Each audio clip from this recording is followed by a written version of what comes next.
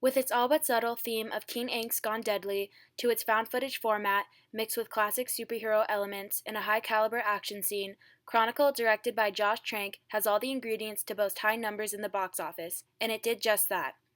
Producing over $22 million in its opening weekend from its humble $12 million budget, this PG-13 sci-fi drama not only was in good terms financially, but also with the critics who highly praise this character-centered storyline that boldly holds worldviews reflective on natural humanism and evolution.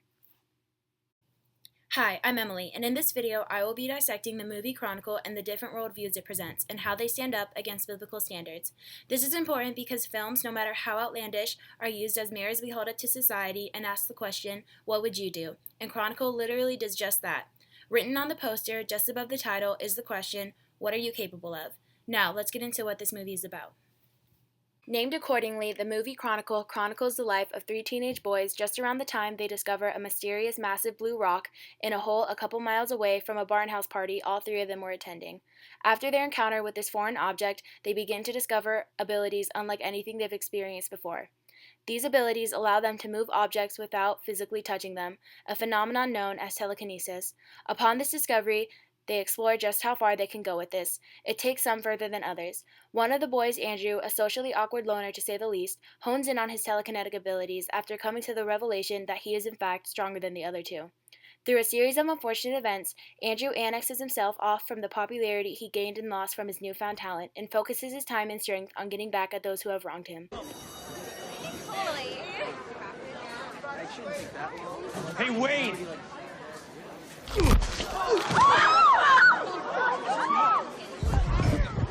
The movie ends with a one-on-one battle between Andrew and Matt, one of the other two guys with these powers.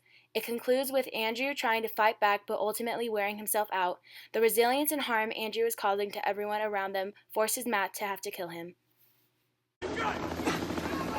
Andrew! Andrew, stop! Don't hurt them! Andrew!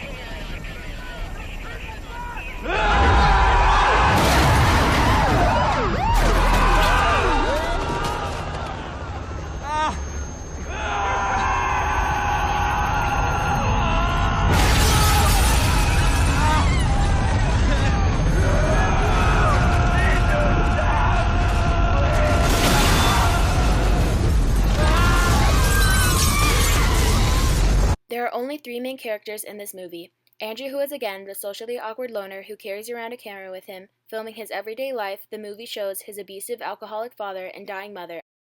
At the same time, Andrew is clearly battling with depression and twisted internal thoughts. Matt, who is Andrew's popular cousin, takes Andrew under his wing, and after gaining their powers, grow closer together. Matt is interested in philosophy and psychology, and is often used as an outlet for the movie to display many of its humanistic worldviews. Where Andrew uses his powers as a defense to bring harm to others, Matt focuses more on the ethical implications of their telekinetic abilities. The third guy, Steve, is definitely the most popular and socially driven in the group. He dates the head cheerleader and runs for student body president. Having this common trait with Andrew and Matt, Steve starts to consider them as his best friends. Steve dies early in the movie by being struck by lightning while trying to console Andrew. Whether or not Andrew killed him on purpose is not totally clear, but his death was definitely a turning point in how Andrew viewed his growing and destructive strength. Why are you talking to me like this? I'm your best friend! I don't have any friends! You were never my friend before any of this! I hang out with you and Matt like every day! We're supposed to fly around the world together, don't you? Do you remember that? You think I talk to anybody else about Stop my talking to me! Why won't you just leave me alone? My Steve, I'm telling you, get away from me! Get away from me now! Please! Now!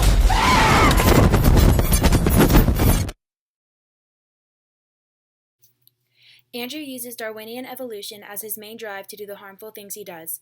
Using the tenets of this worldview as his excuse, he inflicts pain on others without feeling guilt. He refers to himself as an apex predator, and by this goes about using his powers for his own personal gain because he does not feel he is subjected to any standard of what is moral. I've been doing a lot of reading, like online about just evolution and natural selection, and how there's this thing, right?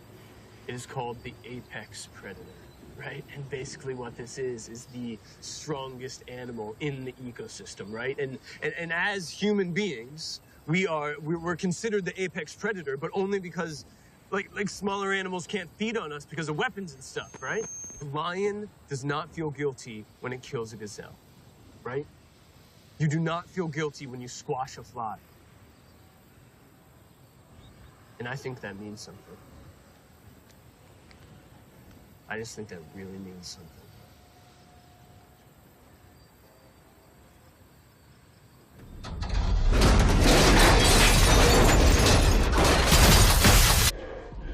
Oh, you gotta get?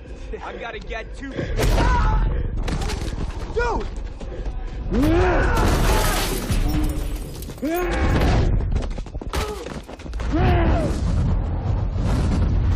Whoa, dude!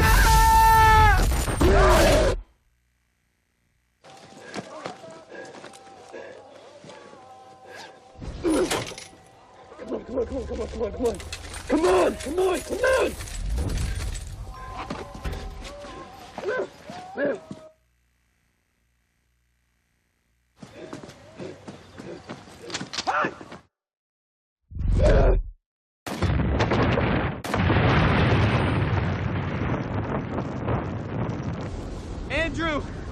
Andrew, look at yourself! This isn't who you are! What? I'm an apex predator. According to the American Humanist Organization, humanism is a democratic and ethical life stance which affirms that human beings have the right and responsibility to give meaning and shape to their own lives. It stands for the building of a more humane society through an ethics based on human and other natural values and a spirit of reason and free inquiry through human capabilities. It is not theistic, and it does not accept supernatural views of reality. Funny enough that this movie that is heavily concentrated on humans obtaining supernatural ability heavily leans on and bases its conflict off this worldview. This is referred even at the beginning of the movie when Matt and Andrew are on their way to school. Have you ever read any Arthur Schopenhauer? No, what is Arthur Schopenhauer? He's this philosopher that I'm reading at the moment. For school? No. Basically, human beings have to recognize themselves as beings of pure will, right? Okay. So all emotional and physical desires can never be fulfilled. So basically you're telling me that I should give up on life? Yes. This movie shows that a worldview that is based off the idea that humans are naturally good simply cannot stand. It is foolish to say that through human capabilities a humane society can thrive because when given immense power, a human would naturally abuse it. Dictators such as Hitler, Stalin, and Castro are prime examples, and these men were just given political power. According to 1 Corinthians 2:14, the natural person does not accept the things of the Spirit of God, for they are folly to him, and he is not able to understand them because they are spiritually discerned. Mark 7:21-23 also says, "For from within, out of the heart of man, comes evil thoughts, sexual immorality, theft, murder, adultery, coveting, wickedness, deceit, sensuality, envy, slander, pride, and foolishness. All these evil things come from within, and they defile a person." As you can see, the natural humanistic worldview of Chronicle falls short of biblical standards and its own, showing that when given the chance, a human will abuse any amount of power they hold and will not use it for the benefit of an ethical and humane society. Further proving the point that humans are naturally evil and require a set of morals and laws that can only be accessed and used successfully by the Word of God through Jesus.